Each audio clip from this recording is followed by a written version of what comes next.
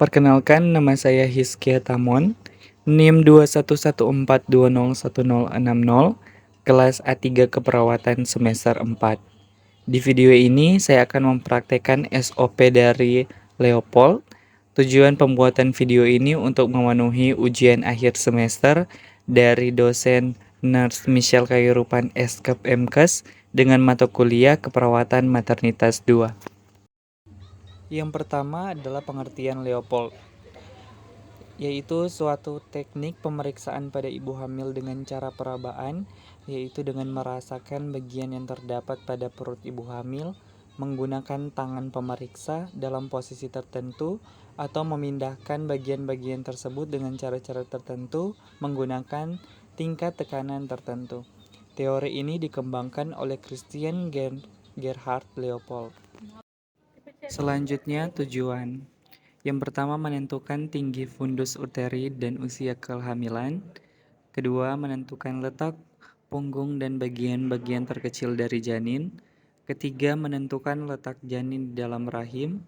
Keempat, menentukan bagian terendah janin dan menilai apakah sudah masuk dalam rongga panggul. Dan yang kelima, mengetahui lebih awal adanya kelainan serta rujukan tepat waktu. Selanjutnya masuk pada prosedur. Yang pertama, persiapan pasien. Jelaskan prosedur pemeriksaan ini kepada ibu. Jelaskan tujuan dan hasil yang diharapkan dari pemeriksaan ini. Jelaskan pemeriksaan ini kadang-kadang menimbulkan rasa khawatir atau tidak enak, tetapi tidak akan membahayakan bayi yang ada dalam kandungan. Bila ibu mengerti apa yang disampaikan, mintalah persetujuan lisan tentang pemeriksaan yang akan dilakukan.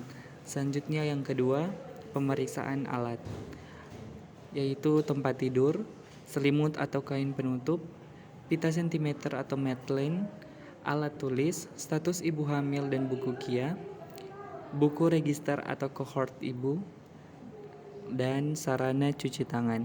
Dan yang ketiga, lingkungan, ruangan yang nyaman, penerangan yang cukup, tutup skren atau kain layar atau pintu. Masuk dalam prosedur pelaksanaan.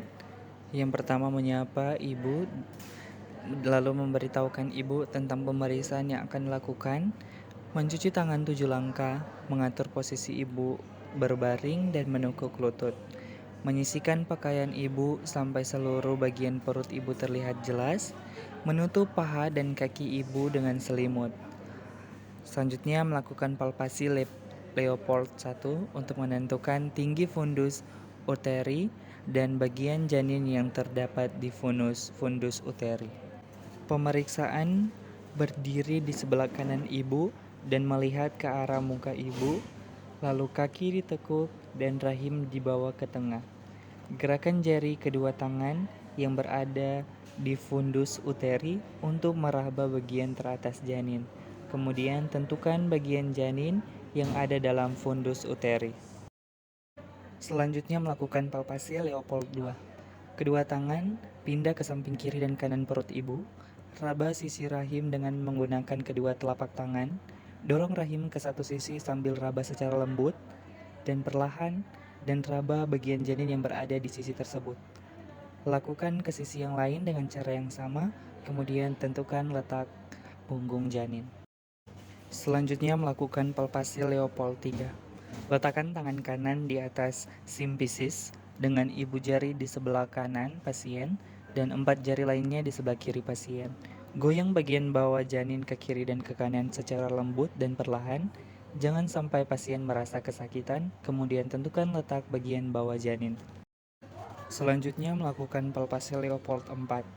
Posisi membelakangi pasien, raba bagian janin yang terletak di sebelah bawah dengan kedua telapak tangan dan beberapa jauh sebagian tersebut telah masuk ke dalam pintu atas panggul. Kemudian tentukan bagian janin yang berada di bawah.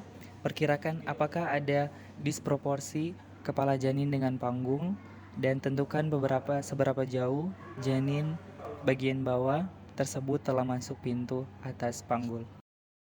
Selanjutnya, pada tahap evaluasi, catat semua hasil yang telah dilakukan.